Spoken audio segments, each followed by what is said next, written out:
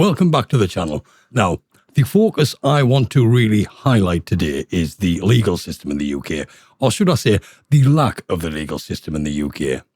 And why I want to mention this is because it is fundamentally, I believe, it is one of the first major things we need to tackle when we take this country back. Because without it, it's all right shouting for remigration.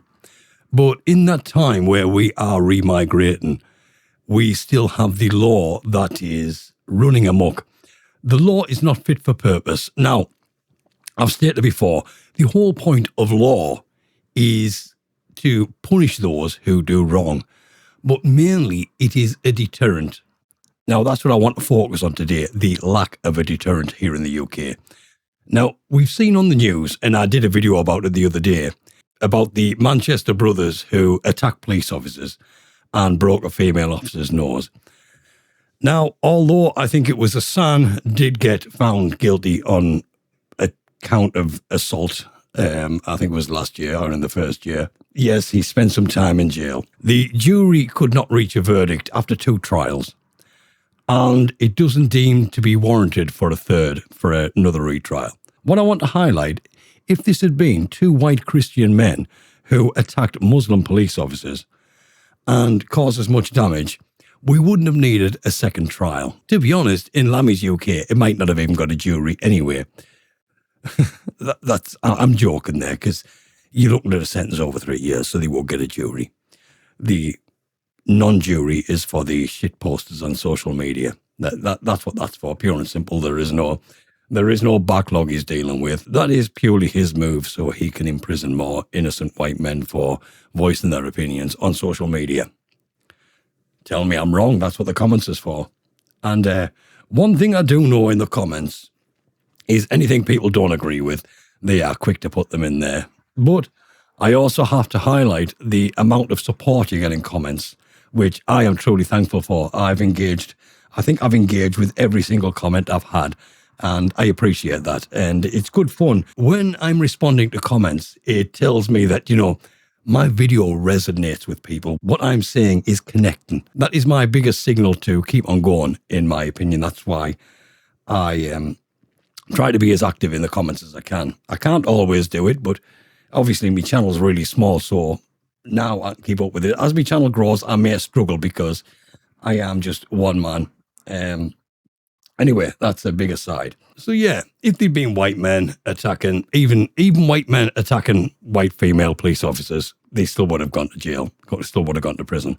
But remember that when these guys first got locked up, the Muslim community pretty much threatened the police station. There were protests outside the police station. But it's adding all of it together. We have no deterrent. In fact, we have a certain demographic feeling really cocky and emboldened right now. And nothing says this more, because I was thinking, the Henry Nowak case, yes, it affected us all. What really pisses me off about that is I did not even hear about it, just like many of yourselves out there, till around about 2 weeks ago. And that is devastating, because this, when you look at it, this is our George Floyd moment. Now, say what you want, but George Floyd spread all across the world. This was a career criminal who had a mouthful of fentanyl at the time of arrest and swallowed it. That was on the coroner's report. Yet the officer, Derek Chauvin, is still in prison for that. And in my opinion, that's wrong. But it's what happened. It's how it spread. In the US, there were riots. Minnesota was virtually burnt down to the ground. They wanted to defund the police and all of this. Now, while they want to defund the police, obviously their officials still had police escorts and police protection, which, what's the matter with the police force? Grow some balls. If you don't try and defund us, we're not going to protect you. Simple as that. But it wasn't just in the US, it was in the UK. Right here. This picture here speaks volumes.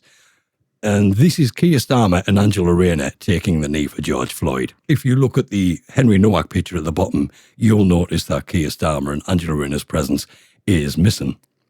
And it's not just Henry Nowak. The amount of atrocities that happen in the UK I can't remember all the names off the top of my head. I don't script my videos, I'm afraid. I've tried scripting them in the past, but I present like a robot, so I don't try to do that.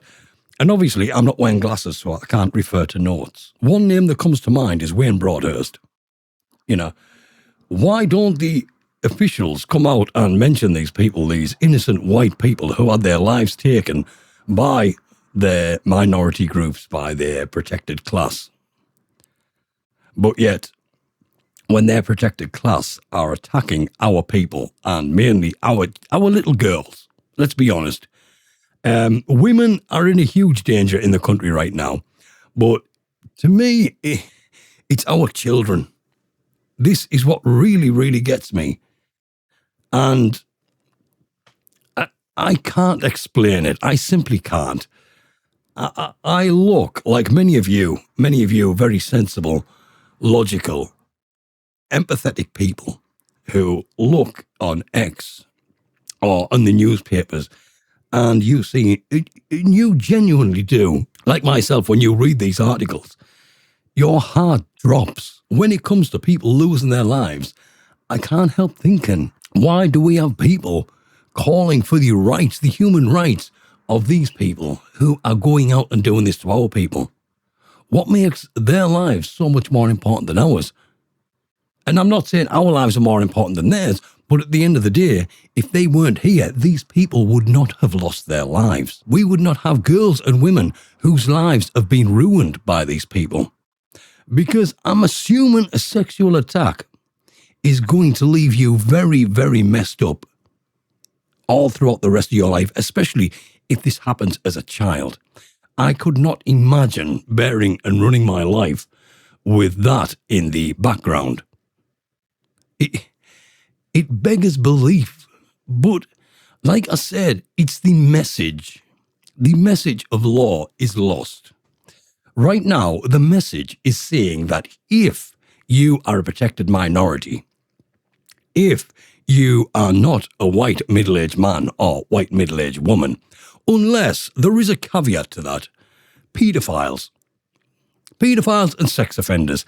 Now, it doesn't matter if you're black, white, yellow, brown, Christian, Muslim, Jewish.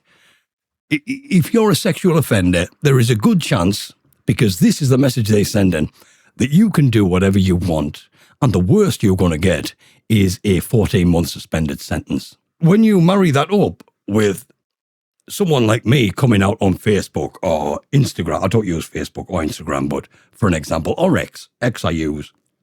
If I come out and say another dirty nonce has got away with ruining a child's life, then for some reason, around about 12 to 3 o'clock in the morning is when you get a knock on the door by multiple officers to then drag you down to the police station. 9 times out of 10, when you go to the police station and answer these, let's face it, mainly innocuous posts, they have no grounds, so they release you anyway. How can you police a non-crime hate incident? Because if it's a non-crime incident, then it has nothing to do with the police. The police are there to enforce laws, which means crimes. If you break the law and commit a crime, then that's when you get the police involvement. But you cannot be arrested. You cannot be knocked up at 3 o'clock in the morning by 5 to 10 police officers for a non-crime hate incident. It beggars belief. But I'm sorry, I'm right off track. The minority class and sex offenders feel emboldened. And this is the message the establishment are sending. Because nothing speaks volumes. I've been following the Henry Nowak case. And Vikram Digwe, I am happy to say, has been charged with murder. Now, to be honest, they couldn't find that any other way, could they? When I look back over the story of it, it just highlights how wrong the whole situation was. It is not just the fact that because of your religion, you have an exemption in law to carry a bladed article, which is already against what the law is supposed to be. The law is supposed to be a blanket thing. You know, if you start creating exemptions in law, loopholes, doorways, then the law is not the law. It's not equally spread. It's not fair. And it beggars belief. But it's not just that. I've heard a few stories that there were 3 policewomen. I don't know how right this is. I'm just following what I've been told. I'm not reporting it as fact. There were 3 policewomen that were hired under the DEI Act, where that would explain a lot.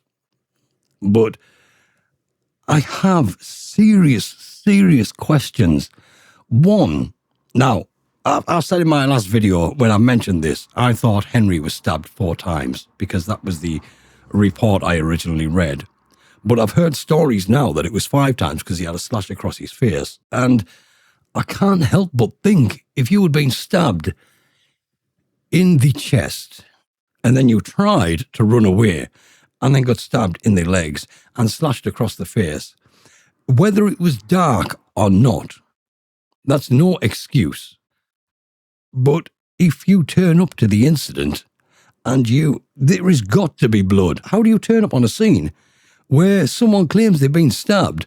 There is going to be obvious blood. If he's been stabbed 4, potentially 5 times, then there is going to be a lot of blood at the scene, and certainly his face. I have also heard that these police officers were non-native officers. Well, again, it is something I've heard, not something I've confirmed.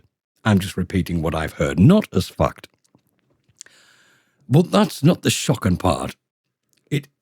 We go a little bit more shocking when a member of the Sikh community... Now, I am pleased that the real Sikh community have come out and condemned this. You don't see that from many sides. But while it's appreciated, it does not fix the problem. When you turn up to a scene as a police officer... I'm not a police officer. I've got no experience in law enforcement at all. But I am a human being. I am quite a logical person. And if 3 police officers turned up to a scene and you had a white man, a young white man, obviously he'll have been distressed at this time, very, very distressed. And you have a Sikh man surrounded by his family, claiming that the distressed white man had committed a racial act of hurty words. And the distressed, very distressed, I'm going to assume he was very distressed. I have to assume everything right now because the police will not release the body cam footage. That in itself is an admission of guilt. In my opinion, if you had nothing to hide, if you did nothing wrong, if that whole scenario played out in the legal way, they would release that body cam footage. The fact that they don't, that speaks volumes because they know what is on that body cam footage is going to really hurt them. Otherwise, they would release it, especially considering the public interest, you know. But you have these people turned up on the scene, and you have Henry Nowak, obviously completely distressed. I would dare say in full-on panic mode because he's dying. And you have a Sikh man with his family around him claiming that Henry was being racist. Apparently, what was said, we don't know who said it, whether it was the police officers or the Digwa family. But when Henry had said, "I've been stabbed," you were supposed to have heard somebody say, "I don't think you have, mate." Now, as a police officer, as a person, as a genuine person, if someone said they'd been stabbed, I would take that very seriously. And I will say, well, show me where. You know, I wouldn't dismiss it. You need to check. It's your job. But no, apparently Henry is just a racist. And without checking his claim of being stabbed, they just handcuffed him. And then, by all accounts, dragged him across the gravel while he was dying. He had no strength to fight back. He had no strength to resist. None at all. And they dragged him across the gravel like a fucking dog. That is what they did. And you know what? That is not the most disturbing part either. For me, what I pick up from this, the most disturbing part is, picture the scene. Let's go back 20 years ago. And let's say there's an altercation. Let's say even in a case of someone accidentally stabs somebody. Now, you've got someone who is potentially going to lose their life by your hands. Whether you meant it intentionally or unintentionally, it doesn't matter at this point. For the perpetrator who stabbed the man, then they were going to panic mode. It's what everybody would do, isn't it? Because, shit, I've just stabbed him. It looks like he's dying. He could die of this. You know, especially if I stabbed him 5 times, definitely once in the lung. And this shit, he's going to die. What the fuck am I going to do? Right. No one's seen us. No one. Right. Think about it. What am I going to do? Right. Need to get rid of the knife. Need to get rid of my clothes. I need to go where someone's seen us and tell them I've been there for a long time. I need an alibi. What am I going to do? Oh, shit. Was that Vikram Digwa's response? No. This is the worrying thing. Vikram Digwa, or his family, I don't know which one exactly it was, called the police. Now, tell me you are not emboldened. You have not got the message the law has sent. When you stab somebody 4 or 5 times, tell me you are not emboldened when you carry out that act, then you call the police. You wouldn't do it. If the law worked like it was supposed to do, you would not do that. You would be in panic mode.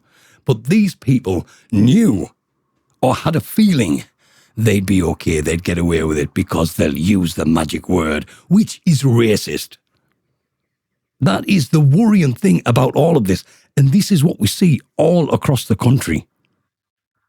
You have these people going out committing atrocities, just trampling on people's lives, knowing that they can use their differences, what they blame everybody else for focusing on. They created the racism argument and all these isms and phobias and stuff like this. They created them so they could be defended by them. It's a get out of jail free card, isn't it? We've been painted as if you're white indigenous, then you are the problem. That's not the case at all. We are the victims. The white people are the victims in their own country. And your leaders have put you in this position. That's exactly how it is. The law has been weaponized against its own people. We know what not all of these people are like, but a majority of them. This is how they live in their own countries. So, do you think they're going to change the way they are just because they're in this country? A proportion of them will, not all of them. And that's the problem we have. They are emboldened. They know they can do whatever they want and nothing is going to happen to them. And this goes the same for paedophiles and sex offenders. When you get caught committing these acts and you go up in front of a judge and that judge thinks, you know what? You're 2 young boys. You've only raped 2 girls. And because you've been so good in court, I don't want to criminalise you. Off you go, you little scamps. Go and do some community service or something. I know you've ruined 2 girls' lives, but that doesn't matter. They'll get over it. This is the thing. And another thing I want to see addressed. Now, I'm not against anyone with mental health. You know, we do have a crisis in the world with mental health. But mental health is a big umbrella. You know, it is a really big umbrella. Hi guys, it's me from the future. I'm just going to point out a little something because I'm on editing this video. And when I've come across this part about mental health and that, look, the way it sounds, it makes it sound like I'm blasé about mental health. That's not what I'm saying. The same as ADHD or autism. What I'm saying is mental health is a broad spectrum as well. You know, we have this massive umbrella of mental health. And that is all we hear. When something goes wrong, it's not a case of they are suffering from some sort of psychosis or a dissociative identity disorder or anything like that. In many cases, it is someone who suffers from depression or anxiety. That is my point. What I'm trying to say is it's not about they don't stipulate what mental health, they just use the umbrella as mental health. So it could be someone who's just feeling a little down on that day, you know, someone who was just simply not happy. I'm not trying to put down anyone who suffers from psychosis, but my point is that these people who do should be monitored pretty heavily by the mental health professionals, which should eliminate any chances of, or certainly tone down any chance of these things happening. So I just want to put that in there, that I wasn't being blasé to people who suffer real mental health. And when you're in the case of mental health and all you're doing is feeling a little bit down or a little bit anxious, it doesn't matter. Because when you do something wrong, it's not a case of this person was suffering with anxiety, this person was suffering from depression. They just say, this person was suffering from mental health. So in that way, he gets away with it. We're going to be lenient on him. Fuck that. Mental health or not. Look, if these people are mentally ill, right, and they suffer from mental health, obviously they see in healthcare professionals, they'll be on medications or whatever it is. They will have regular meetings with doctors, regular consultations. So if that doctor cannot define that this person is a danger to be in public and get him sectioned or her sectioned, then the doctor's not doing the job. So when they're out on the streets, if you want to be lenient on them, do the doctors, because it is their job to protect the public from this kind of illness. And I know I'm going to really, really get a lot of hate for this one, because it is the get out of jail free card for everyone. It is the I do something wrong, but I've got ADHD. Look, I am not denying there might be a case where in some circumstances ADHD can be a thing. I'm not going to deny that. But when you have pretty much the largest majority of the world's population suffer from ADHD, I'm going to call bullshit. This is a get out of jail free card that everybody seems to have. You don't have ADHD. You are just too fucking lazy to focus. You can tell somebody who really suffers from ADHD. They are bouncy, the way they talk, their whole mannerisms. You can see the inconsistencies in the way they think. They bounce from one thing to another. It's very erratic. But the average Joe on the street who claims, I've got ADHD, where? Because you can't sit and watch a full movie. I got news for you, pal. Have you seen the state of the shit they put out? It's pretty much AI slop or just pure fucking predictive programming at this point. Nobody can sit through a full movie. We don't all have ADHD. Autism. Now, I'm not going to say there is no autism. That's not what I'm going to say here. But I hear people come out and saying, well, I'm on the spectrum. Have you seen the spectrum? When it comes to autism, we are all on the spectrum. There is not a person, when you look at the spectrum of autism, there is not a person on this planet who is not on that spectrum in some respect. But it's like everything. It's levels. This is what's overlooked. It's how severe you suffer from something. Where are you on the spectrum? We've got to stop giving free passes for mental health. Because the simple fact is, you've took a life in many cases. Because the simple fact is, mentally ill or not, if you go out and take somebody's life, do you think their family is going to feel, do you know what? We know he was having a bad time. He's got ADHD, he says, and he was a little bit anxious at the time. So, that's why he stabbed your grandfather or whatever it is. No. If you take a life and it is not in self-defense, then it's on you. I don't care about your mental status. Your mental status is not a get-out-of-jail-free card. If you were severely mentally ill, then your doctor should be picking up on it and keeping you off the street from normal people.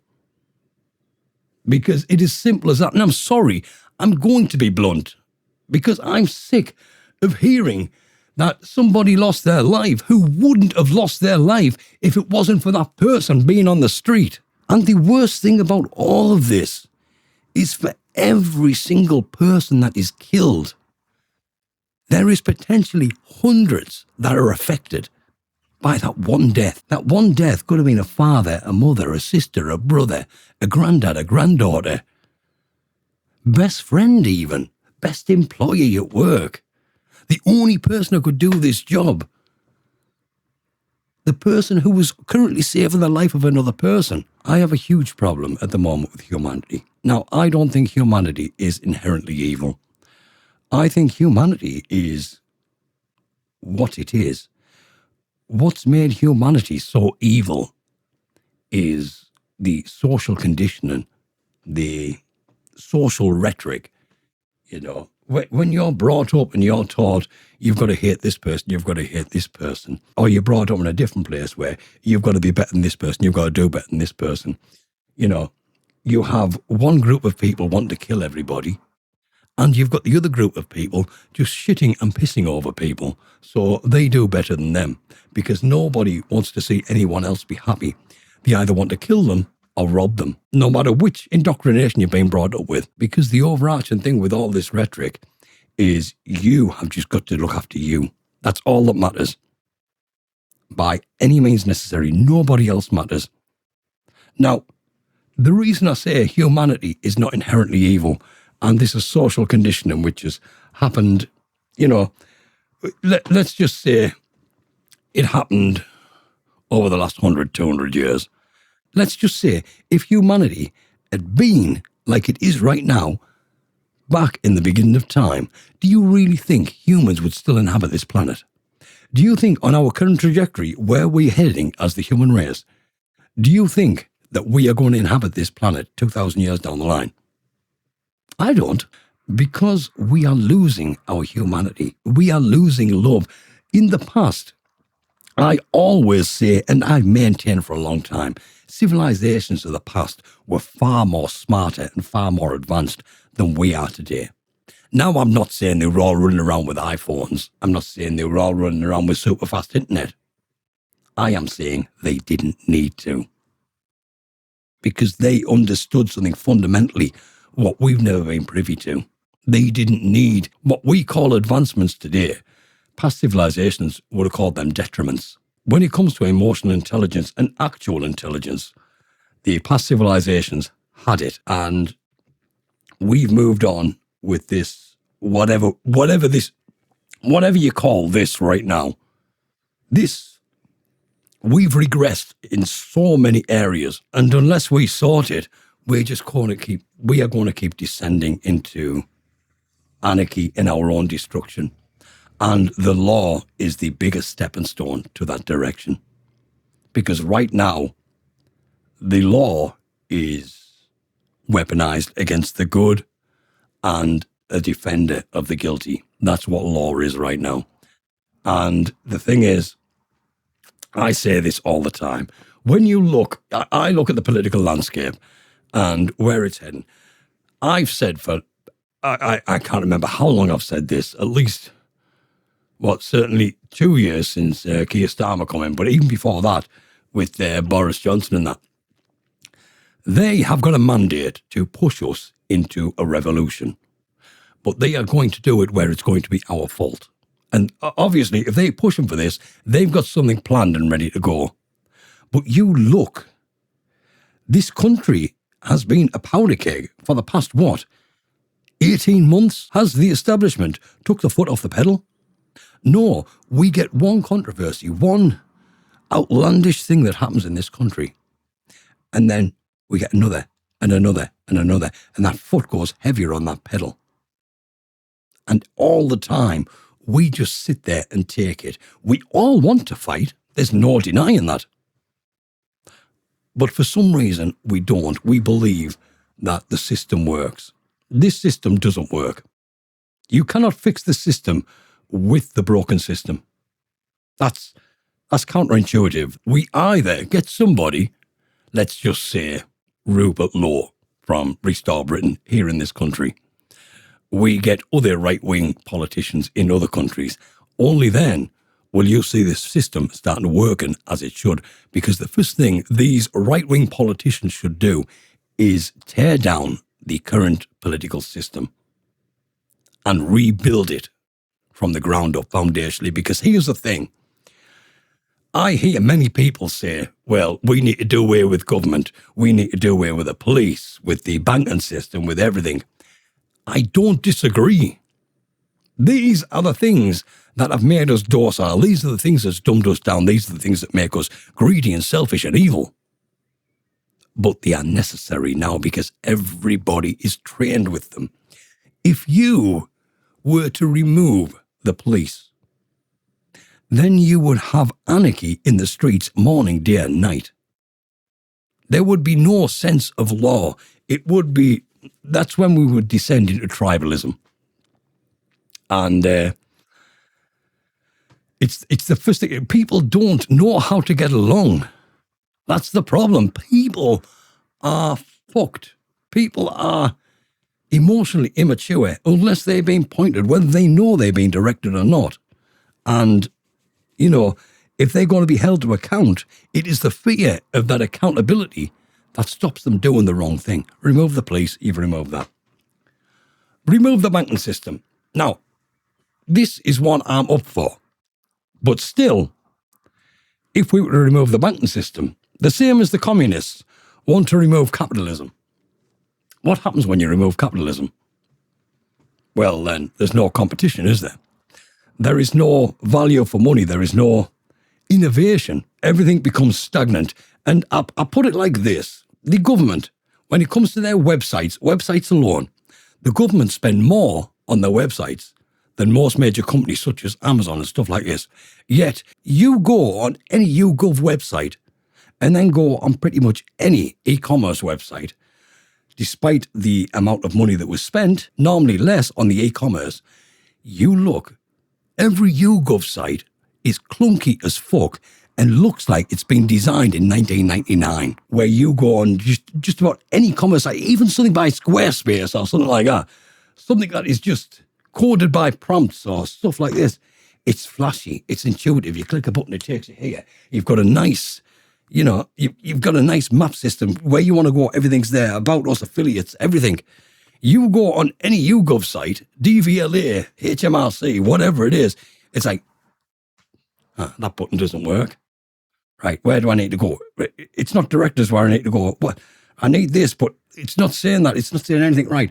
I'll click on that. Right, go. Oh, we need to do a survey. We need to put all your details in. Go, oh, that's not what I wanted. That is a YouGov site, but that costs more than most e-commerce sites. So when you have communism and everything is pretty much state-owned or state-controlled, there is no innovation.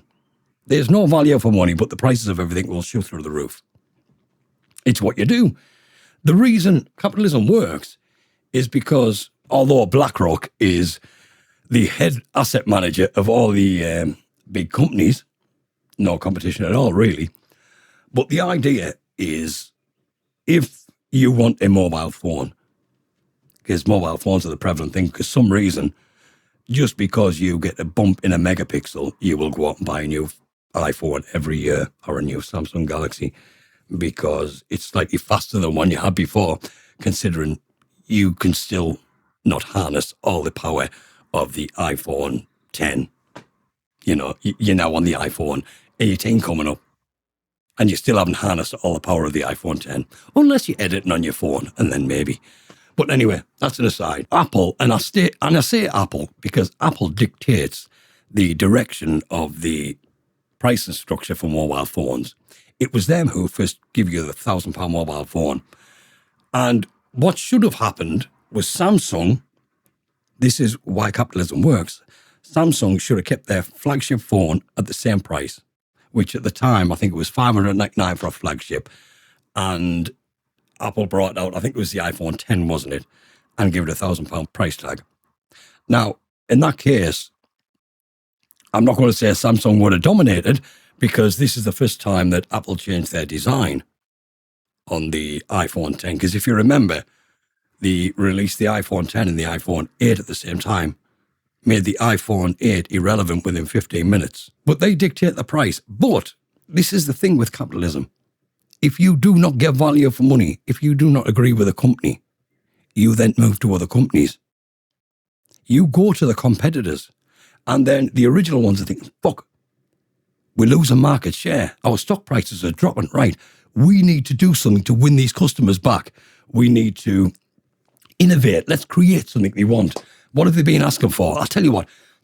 let's reduce the prices on our back stock. So yes, we've got a smaller profit margin, but we'll shift some units, otherwise they're going to be backstocked. And if they're still in there next year anyway, we get next to fuck all for them anyway. So we'll reduce the price now. And we'll give them something they want, something they need.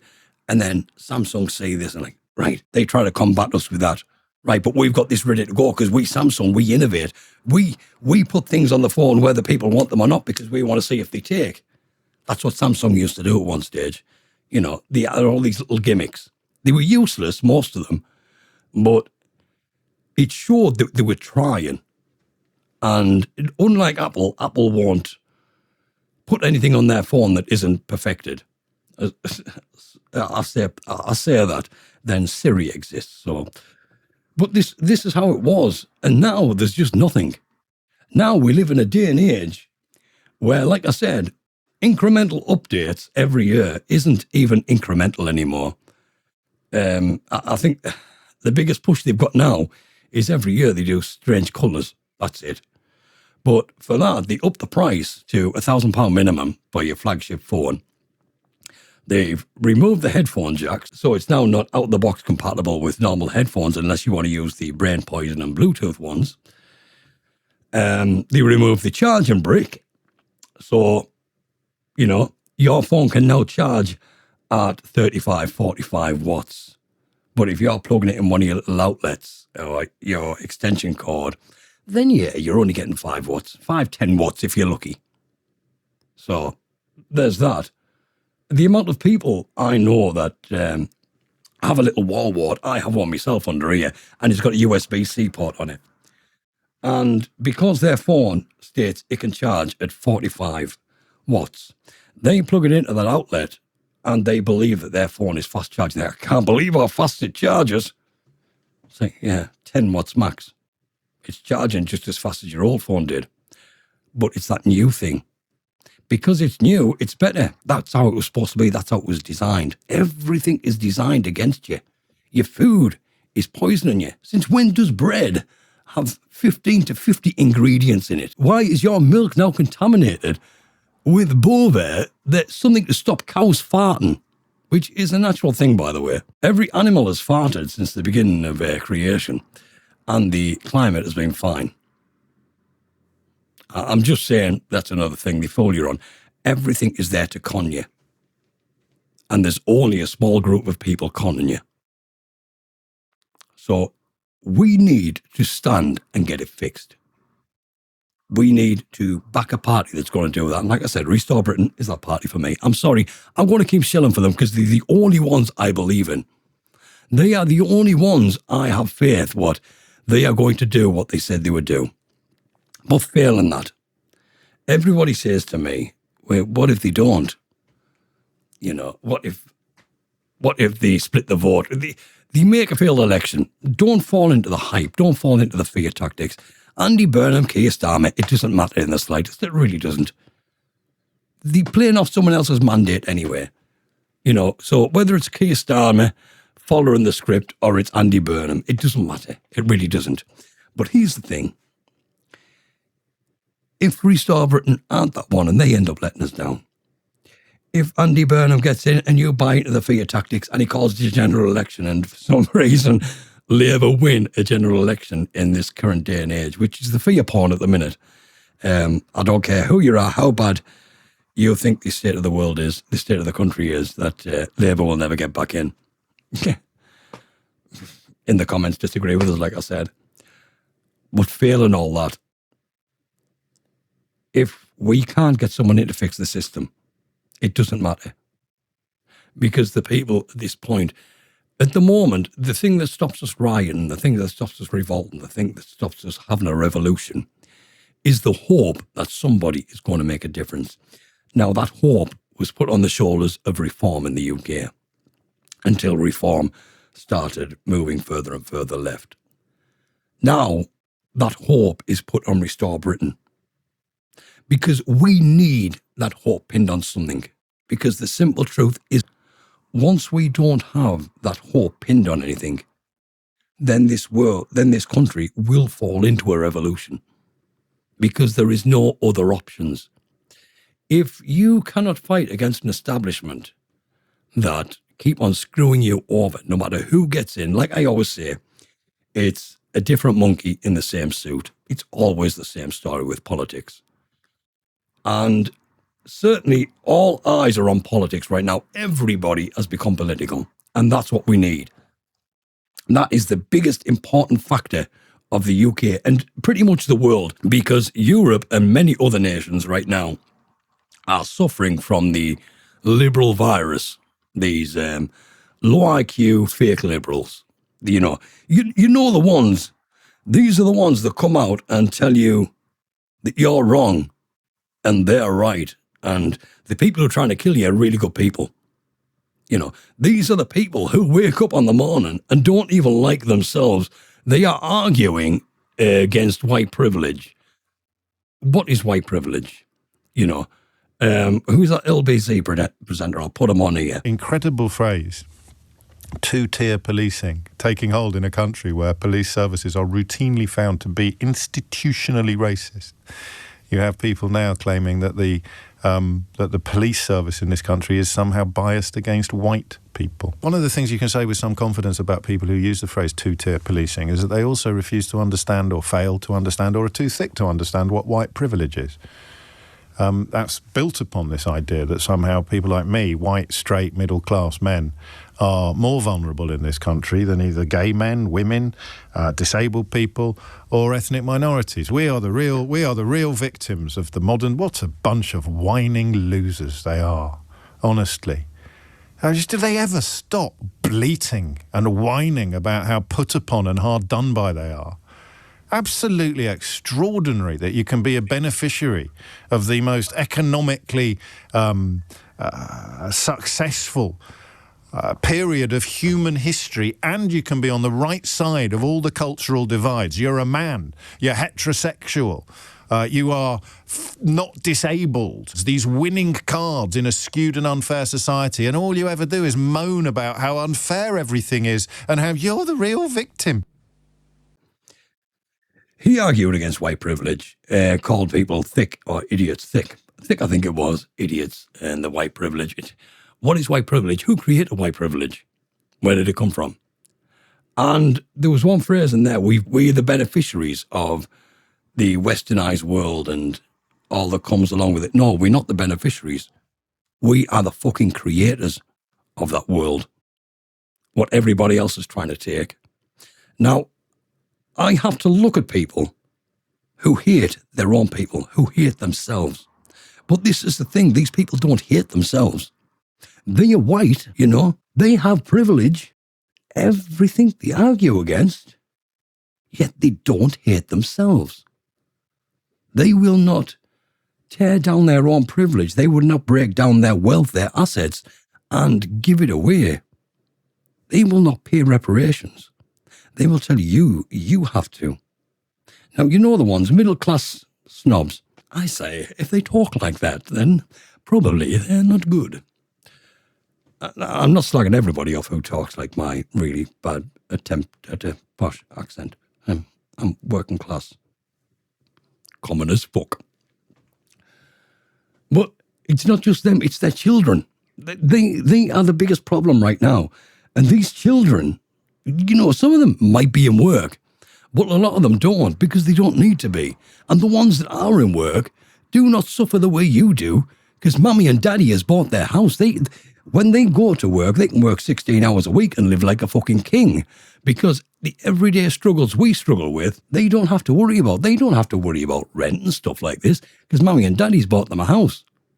And mommy and daddy are right upper class snobs. They probably made their money through illegitimate ways.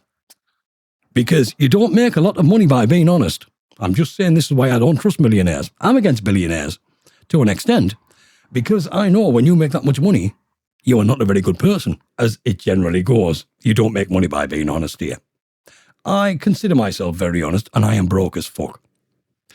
But I don't mind being broke because I stick by my morals. And as long as I'm sticking to my truth, I'm happy being broke. I don't mind. I've been like this all my life.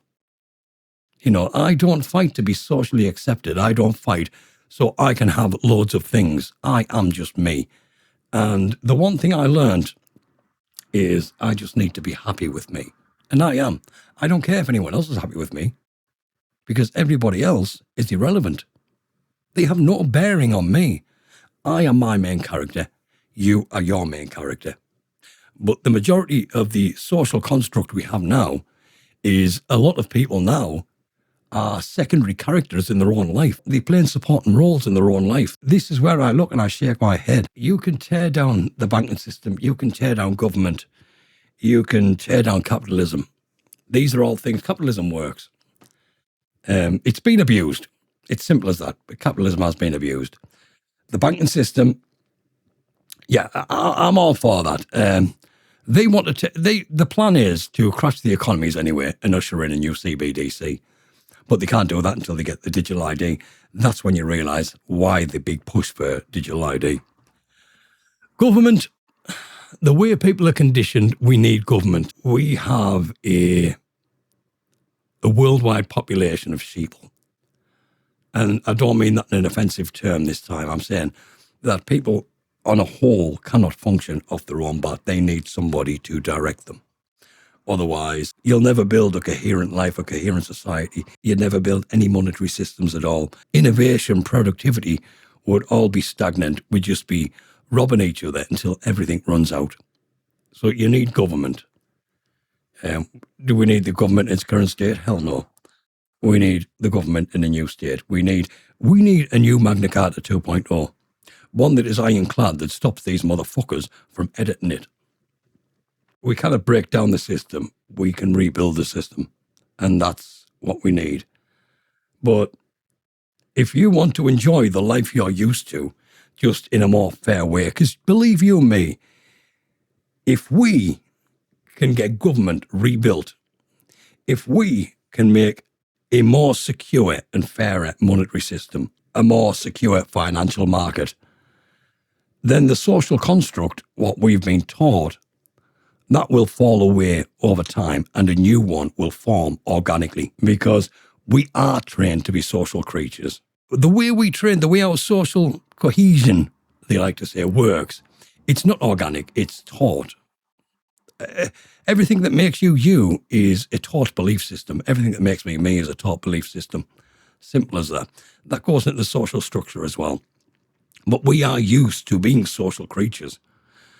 And once the false social manipulation falls away, we will then adopt a more organic one that grows naturally. And that's what you need to do. We don't need to tear down the system. Tearing down the system is the equivalent to having a zombie apocalypse everyone is fearful of. That's the only thing that will lead to. People screwing over people, because that's how we are taught. Everybody is taught that they are so much better than somebody else. Truth of the matter is, we're all the same. Doesn't matter what you have, what you haven't got, who you are, what you said, what you do. We are all the same. So, yeah. That went a little skew with, because this video was about law, but I like just coming out here and airing my things. I'm sorry if you've had to follow it. If you are still with me right now and you're scratching your head thinking, so where the fuck was that supposed to go? Where was it supposed to end? Guys, I don't know. This is what I do.